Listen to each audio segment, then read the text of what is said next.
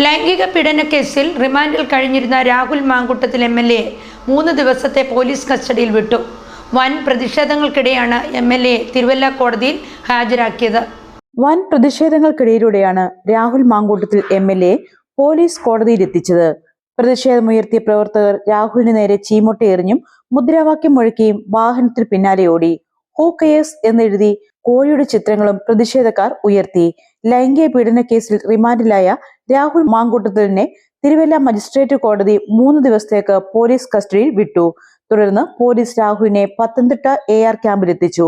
ചൊവ്വാഴ്ച രാവിലെ 9 മുതൽ തന്നെ തിരുവല്ല റവന്യൂ ടവറിലെ കോടതി പരിസരത്തും പോലീസും മാധ്യമപ്രവർത്തകരും രാഹുലിനെ കാണാനെത്തിയവരും തിങ്ങി നിറഞ്ഞിരുന്നു.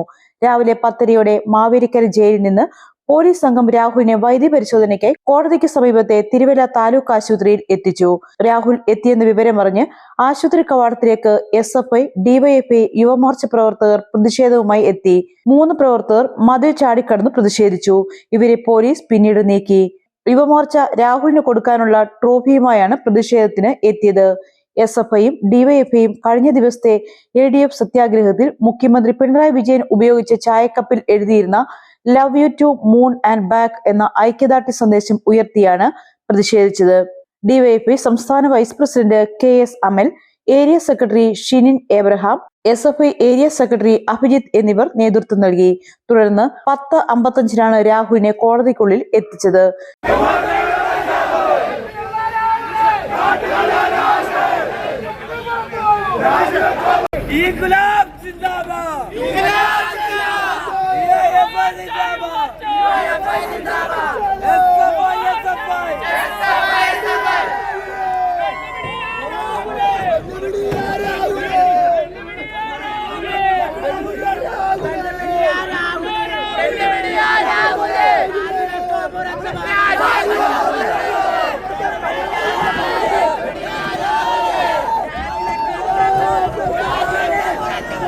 ശക്തമായ പ്രതിഷേധത്തിനൊപ്പം കാണാനെത്തിയവരടക്കം രാഹുലിനെ കൂകി വിളിച്ചുകൊണ്ടാണ് വരവേറ്റത്. പുഞ്ചിരിച്ചുകൊണ്ടായിരുന്നു രാഹുൽ കോടതിയിലേക്ക് കയറിയത്. കോടതി ഉത്തരവിന് ശേഷം ഉച്ചയ്ക്ക് 1:35-ന് രാഹുലിനെ കോടതി മുറിക്കുള്ളിൽ നിന്ന് പുറത്തെത്തിച്ച് പോലീസ് വാഹനത്തിലേക്ക് കയറുന്നതിനിടെ യുവജന സംഘടനകൾ രാഹുലിന് നേരെ മുട്ടയും തക്കാളിയും എറിഞ്ഞു. തുടർന്ന് വാഹനത്തിൽ പത്തനംതിട്ട AR ക്യാമ്പിലേക്ക് കൊണ്ടുപോയി.